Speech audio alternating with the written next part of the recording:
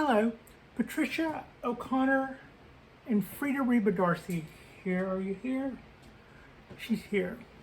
And today, I thought I would bring in one of my oldies but goodies.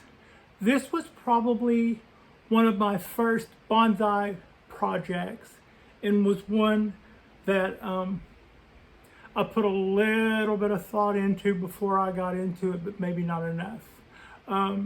This is a Kotohime Maple Forest, and I did this a year ago, August, and I had probably gotten back into bonsai that summer, late in the spring, earlier that summer.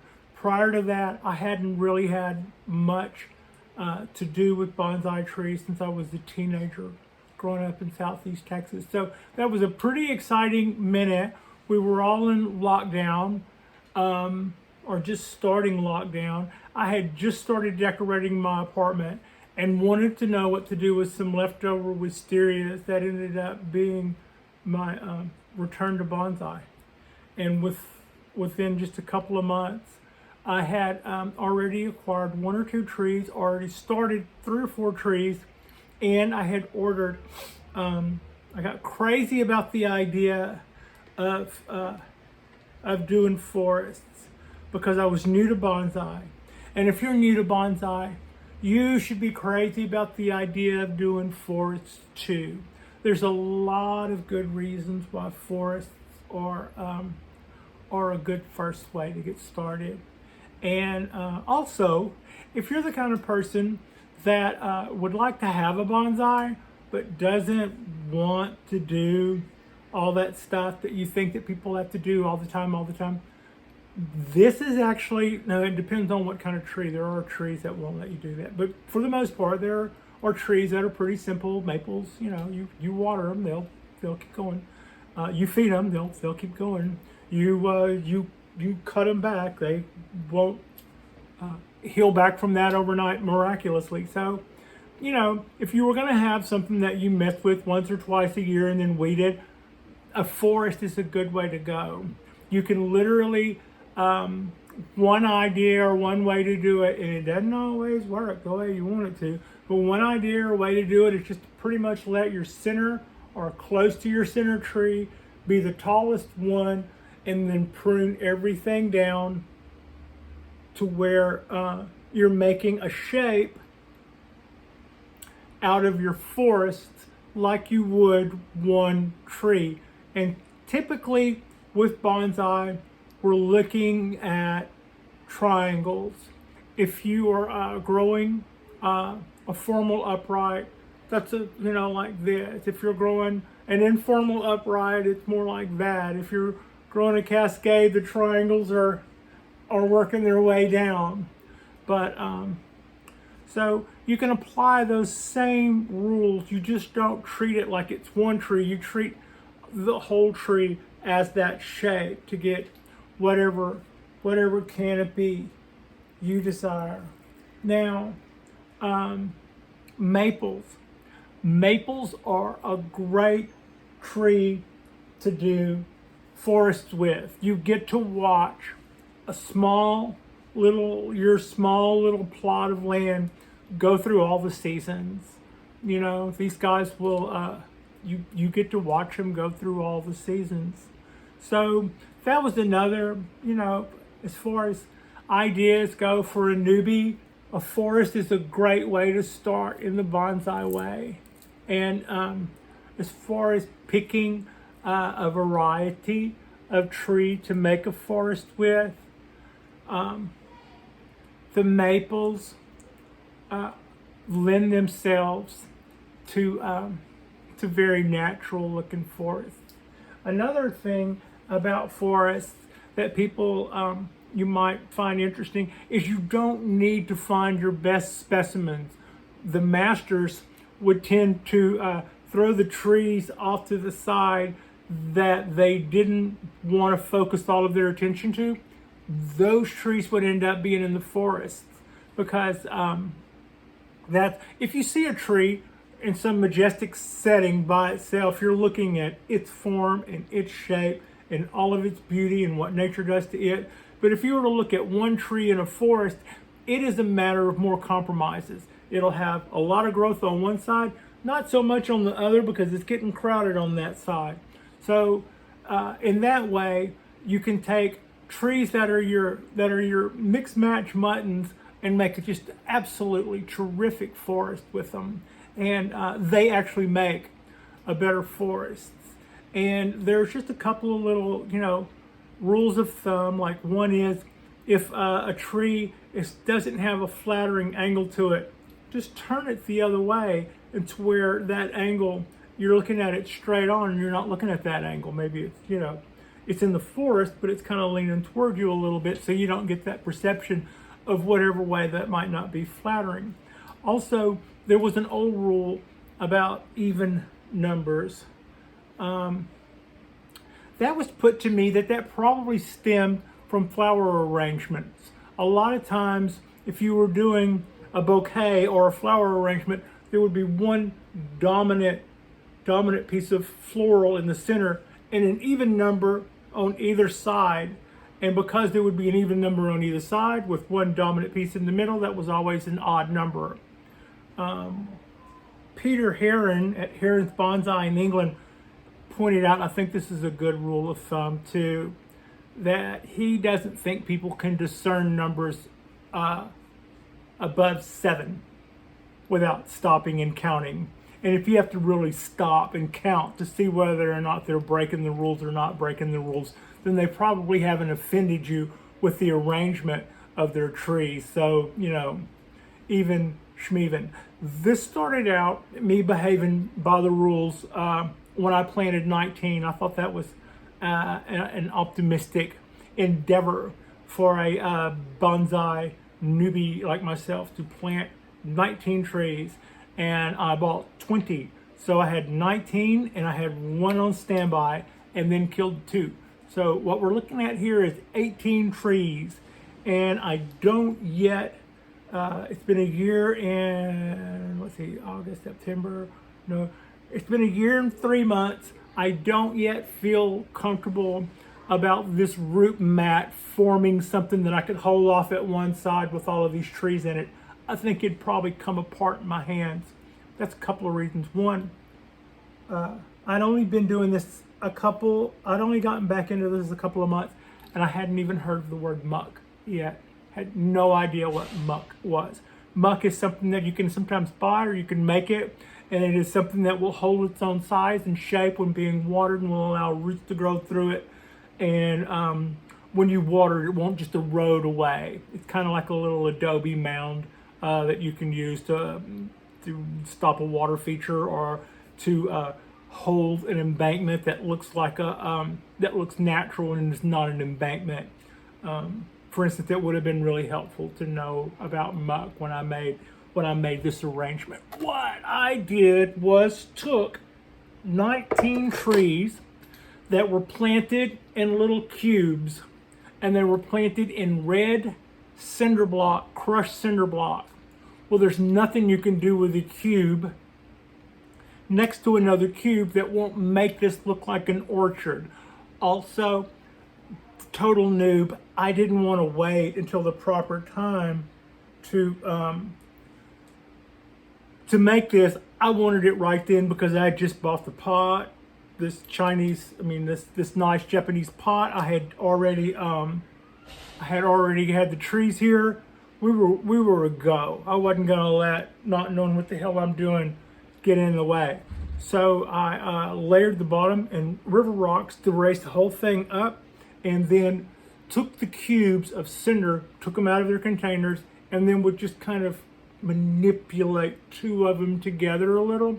I didn't want to, I kind of wanted the slip pot would have been a nice way to put it, but it wasn't that either. It was kind of trying to take 2 little cubes and put them together in such a way as they would look amoeba shaped and not look like an octagon when I got through. And then I would take those little clumps of 2 and turn them whichever way until I made this forest. And then my idea was that by this time next year, that's all going to make a root ball anyway, and it won't matter. I dressed it all up with moss, and it really did. It was, you know, it looked like a crap cake with some really nice icing on top of it. I got away with it for the most part. What I did wrong was, without muck, this is still not that stable. Adding to that problem was losing 2 trees meant that I had to like go in there and do dental work and remove 2 tree carcasses out of here. I got a look at that about 4 months ago or 3 months ago when I did that, and I was not happy with the root mass of this as a whole yet. I was going, yeah, in 3 or 4 months it still won't be ready to transplant. But ultimately the idea will be probably next August. I will lift this out and I will clear out the bottom, and since it is mounded, the soil is thicker in the center and thins out a little on the edges. So I'm probably going to tease the roots more in the center and then flatten it out a little and lower it down in this pot. And that will be with a fresh layer of akadama on the bottom. And other than that, I'm still pretty happy with the arrangement that I've made. The calls that I've made on branch selection have been largely hit and miss. These are highly susceptible to wind. I don't know if you can see, but there are tiny little buds all over these. So it'll bud out and then it'll turn cold, and then those things will just hang out and decide not to do anything, and then we'll get another 80-degree day and it'll bud out more. And between now and December, it'll probably keep doing that, and then it'll stop then, and then we'll get February, and then the end of February, by the time it starts feeling like March, we'll start that little silly season all over again, but everything will look a lot greener and flusher. So what I want to try to do is not rush it. I had originally wanted for this to be my crescent, and when that didn't work out, I went, it doesn't have to be that robotic. This could be our crescent, but this just keeps, it's got like 1 trillion buds all along it and no branches. That's the one thing I've seen the Kotohimes do. You don't get to choose exactly where the branching is. They make these tiny leaves, sure enough, but most of the time they stay tiny little leaves close to the trunk, and you might not get the branching that you want when you want it where you want it. And that probably comes back down to me, but I hadn't figured that part out yet. So far, what I have figured out was that I should have learned about muck, but we'll live, and that these guys really don't like getting water on their leaves. It might be a matter of where I live, but if you water them and you pour water on the leaves, the next day those leaves will have gotten PM and are on their way out. It's like you don't even get to, you know, they're too little to catch PM without it just wrecking them. Powdery mildew, PM. So the other side to that is wind by itself does them in too. They really are not a big fan of the wind. So my answer to that was to bring them off the rail. Some days you would have really nice weather and it was like they would just flourish on that rail, but then the next day would be a breezy day and you would watch it just totally just cost you weeks of messing that stuff up. It's looking quite a bit better than when I started. A little disclosure here. I had already shot this video once and was 26 minutes into my weeding, and I looked up and the camera was off and it didn't show anything. I don't know. I had already seen that I had shot 26 minutes worth of video, so it wasn't a matter of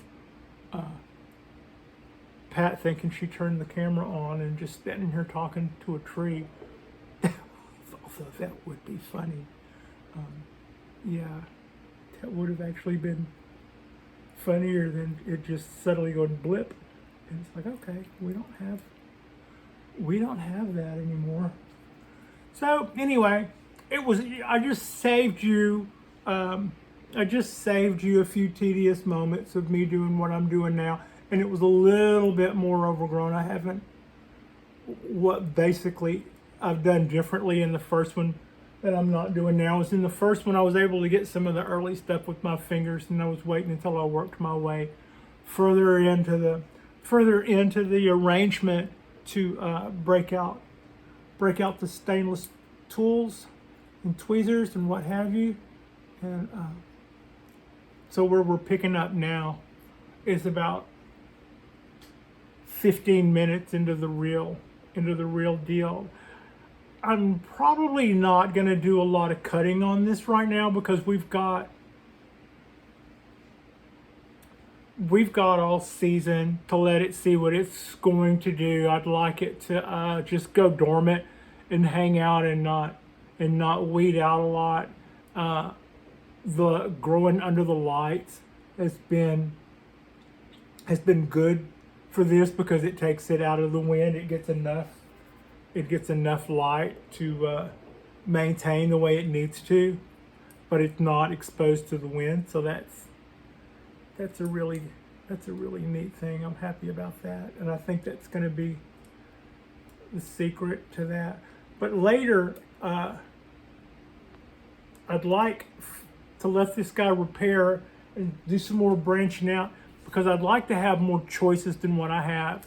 This is full of buds from bottom to top, or I would frankly chop this because right now it looks like a stick with the pom-pom and a stick with the pom-pom. But the height isn't bad. If that were to just all flush out and maybe give me some branches and stuff, that'd be awesome. I could deal with that. But it's but at the same time, it's the wrong time of year to be looking that way. We're not even going to worry about that right now. Right now, we're just going to clean up our little sand lot here and pick up all our garbage and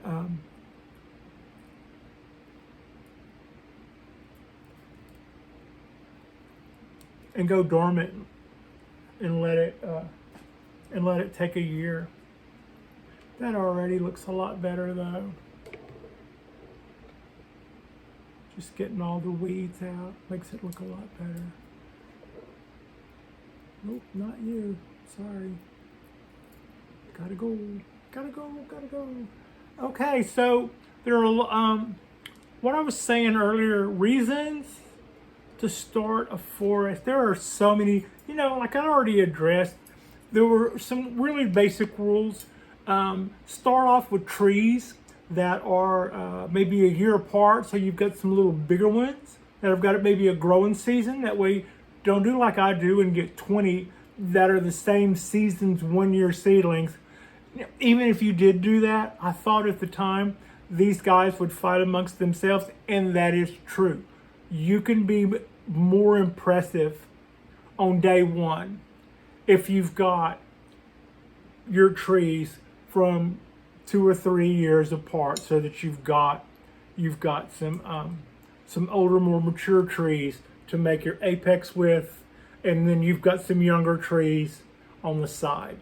If you can also do that you can do that as you go with scissors. You can prune that into trees by selectively holding back and letting things advance. Right now, that's not really where I am with this. The amount of dieback I had over wind, and before I had the light set up, I didn't want to take it out of the daylight, but I was trying to experiment with how close to the rail I could get and not suffer from wind burn. And the answer was not at all. Just get it away from there. But I couldn't get it away from there until our lights were up, and then there was something to replace the sun with. And by that time, it had already taken a lot of things that I thought I wanted to to use and let them die back, or other branches decided that they were more dominant, or the wind got them, or blah blah. But cleaning it back, I can already see, this is my front. I'll show you guys. I can already see the forest that I had originally envisioned, and it's about as heavy as trying to lift an actual forest. But forests are very, very easy. Even though this is 18 trees, I consider it one tree. Why do I consider it one tree when I can up my tree count by 18? Because I water it like one tree, I feed it like one tree, I do preventative like it's one tree, and I prune it like it's one tree. So you get more bang for your buck. Also, as I hinted on earlier, it's kind of hard for me to know what I hit on earlier because I've already done this video before. But what I think I hinted on earlier is whenever you are showing bonsai trees to people not us, which is to say people who would find it interesting but aren't typically exposed to bonsai trees, that crowd tends to like forests or gravitate towards forests. Wherever you see a bonsai tree display in a normally public place, a mall or a park or something that's, it's not a bonsai venue for say, it's a bonsai display at a place where public people are, the trees always, the forests always seem to be where the action is. People migrate towards them. They're easier to do than single trees because they kind of do themselves more, and you measure them on a different scale. Like the bonsai masters will take the trees that they didn't want to cultivate as single specimens for whatever reason, and they would automatically always make those forests, because not only is that the way to utilize material that they didn't want to make single trees out of, but they actually made better forests. So the other thing that you would go by is the even or odd numbers. And there's a rule of thumb that says not to use even numbers. Always go with odd numbers. To that end, when I started this, I planted 19 trees, but I ordered 20. So when we lost 2, I was able to go back with 1. And now this has an even number of trees. But I also believe what Peter at Heron's Bonsai in England says. He doesn't think people can see above the number 7 without counting. So beyond that, it probably doesn't matter if you have even or odd number trees. One rule of thumb, though, is when it comes to groupings, 4 is the number for death in Japanese culture. So whenever you see a grouping of 4, they either don't know that rule or they're laughing at that. Maybe they're anarchists, or maybe they are laughing in the face of death. But anyway, that's just something you might think about. When it comes time to repot a forest, like for instance, some of you may have watched videos of people repotting the trees and how much work they do, how much root work they do. A lot of times when you watch somebody do a forest, when they repot a forest, they will take out this large root ball intact, and then they will tease the bottom, and they will put down a fresh mix of soil, and they will lay the whole forest back down. Easy peasy. And that is a big plus. You would think that they would be, that you would have to break all these trees apart and reorganize the forest, and no, that's for elves. You just pick up that big root ball, dress the bottom, give new roots a place to grow by cutting the old ones back, put some fresh mix down there for them to settle in, and go right back. And once you've got that root ball like that, it would also lend itself well to stone. You could take a piece of slate and put your little forests on that, and it would just stay there and be watered in its little root mass. And every couple of years, you might dig out your stone a little and give just a little bit more soil down in there, or maybe use some muck like what we were talking about, to give the soil that you would add around that to give your roots a place to expand to, and so that it would stay there. Muck, that would be the thing that you would use to build a ridge to keep your soil from running off when you watered, if it were on a flat stone, for instance. Or would have been the thing I would have used had I known to keep my soil from running off here. I actually thought that within the year it would make a big old huge root mass and it wouldn't matter. No, not quite. I'm going to need a little longer on that, and pulling out 2 trees and adding 1 4 months ago showed me that this isn't ready to be a solid single root mass yet. I'll probably wait till August next year. In the meantime, we have suffered dieback from the wind, and we have suffered dieback from the powdery mildew. But I thought that when I got in here, I would probably do some pruning and try to return this back to a shape that would be more recognizable as you know, a triangle, or you could at least see where my branches were going that way. I still see my original intention, but unless this stuff fills out like it's supposed to, like I hope it does, I may have to cut it back again next spring to try to get a shape, in which case all bets are off. Maybe this is my new leader, maybe this is my new leader. But yeah, I've got it all cleaned up, and I've decided that I'm not gonna go too crazy with cutting anything. We're just gonna hope everything just goes nice and dormant and takes it easy. So this was all done in August, like I said earlier, and then once I had it all done, I was into moss then. So I had it looked like a little moss hill with all the maple trees in it. And the Kotohime maples do have the advantage that they make those tiny, tiny, tiny leaves, but but they also, those tiny, I don't see a lot of branching. I haven't, you know, branching, it is doing some, but it's more common just to see an entire run of leaves all the way down a long branch, an entire run of leaves all the way down a long branch. And if you get any wind, or if you get any powdery mildew, or if you get any spider mites, or if you get any, you know, if you look the wrong way, those little leaves are fragile and they don't seem to turn into branches. And that's why I believed that getting those guys off the rail was important, but I didn't want to get them off the rail and put them in the dark. And that's why also having those big gun lights,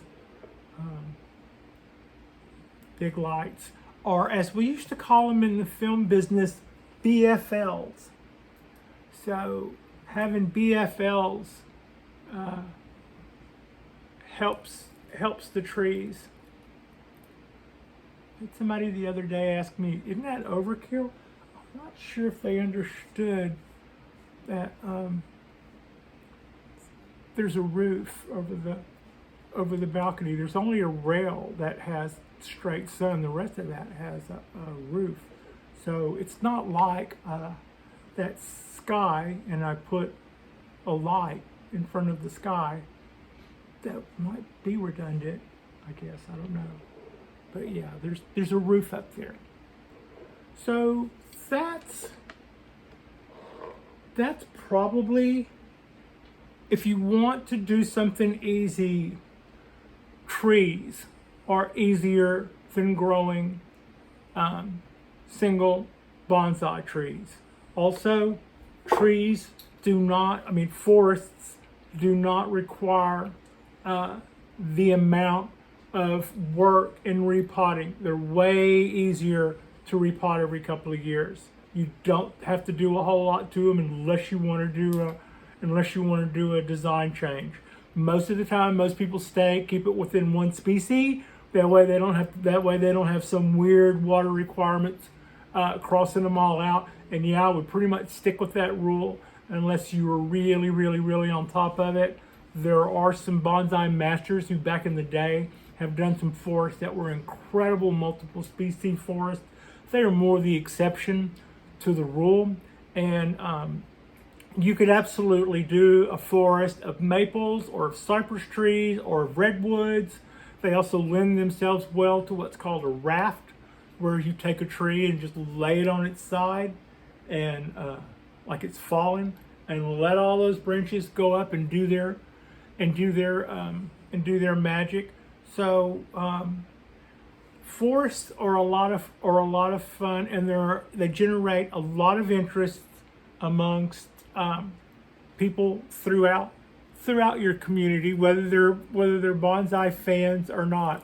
Like most of my non-bonsai friends seem to always want to comment about the forests or the cypress arrangement grouping. So I think that's probably. Let me show you where we're at. I'm gonna lift this up a little. So this is our guy, and that's what we've done. And I'm not going to prune anything back right now. I'm gonna wait till spring, and at some point I will probably throw some wire to some things. I'm showing you guys that was the front, by the way. So maybe I could take this up. Yeah, there we go. There you go. And then I can hide behind that. Okay.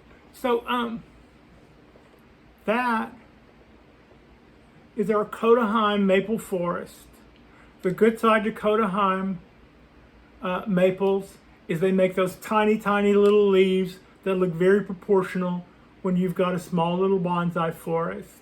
The bad side to Kotohime maples is that I find that they're a pain in the butt. With their dieback, but they're prolific with them. It's not like you're going to die over it. It's just like until you learn to pay attention to their little needs, you're always going to have this little ratty stuff going on. Not that they wouldn't be looking a little ratty this time of the year anyway, but between you and me, they pretty much look like this summer until I got them out of the wind. So yeah, we'll check back up on these guys in another minute or two come spring. But I'm pretty happy with the way they're going, and that is 18 Kotohime maple trees in a glazed Japanese oval pot. So thank you so much for watching. Like and subscribe, and we'll do another one in a day or so.